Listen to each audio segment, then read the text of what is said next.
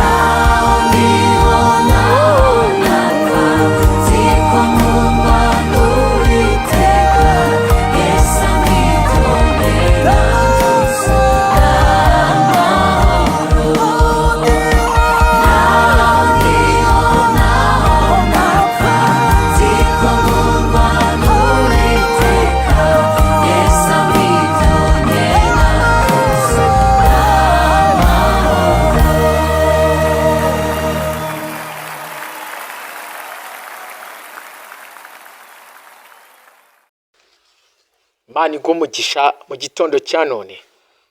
Iri jambo ry'Imana tumaze gusoma niryo tujye kuganira muri kino gitondo cya none. Imana igwe umugisha. Uwiteka aguha imbaraga kandi Imana be mu ruhande rwawe. Uwiteka akwigaragarize muri byose. Ijambo ry'Imana riratubwira ngo umuntu byamumarira iki gutunga ibintu byose byo mu isi, ariko akakwa ubugingo buhoraho. Imana yacu ni ishimwe cyane. Uwiteka Imana ntabwo yaturemeye kugwiza iby'isi, kubyikubira, ahubwo hari icyo Uwiteka yaturemeye. Haleluya. Uwiteka yaturemeye kuzabana n'Imana. Uwiteka yaturemeye kuzabana nawe mu gihe gikwiriye. Ntabwo yaturemeye kuba mu isi. Ntabwo tuzayihoramo, ntabwo tuzayigumamo, amazu arubakwa, imodoka ziratwarwa, ariko ndakubwira ngo ibyo byose bifite iherezo. Imana iguhe umugisha gusobanukirwa, Imana iguhe umugisha kumenya Imana. Ibyo byose bizarangira, tuzabona Kristo Yesu tumaze kuva muri iyi si. Imana yacu nishimwe cyane, Uwiteka nahabwe icyubahiro. Iby'isi birashakwa, ariko nubibona, Imana iguhe umugisha, nubibura tuzabana na Kristo Yesu. Ntabwo uzongera kwibuka yuko iby'isi wabibuze. Ukomere wihangane, Imana ikugirire neza. Iby'isi nta muntu bizatwara mu ijuru. Birababaje kuko hari bamwe batunze, hari n'abadatunze, banezerewe ku bw'iyi si, bakibagirwa Imana, bakibagirwa Kristo.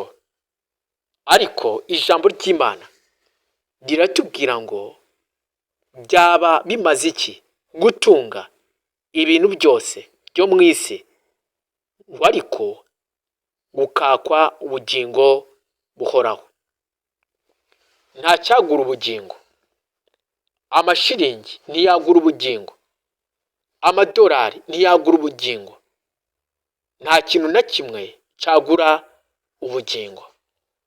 Duharanire gushaka Imana, duharanire kwera, kugira ngo mu gihe gikwiriye Kristo wacu azabane natwe.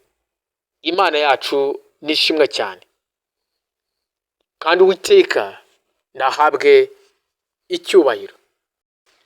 Imana iguhe umugisha. Satani ashyize abantu akavera ku maso, arabereka iby'isi, abantu bakihugiraho, abantu bakabikunda, kugira ngo akomeze abahugenze, kuko azi yuko igihe ari gito asigaje. Abashukishije ibintu n'ubutunzi, abantu bavuye ku Mana barakora ibyo bashaka.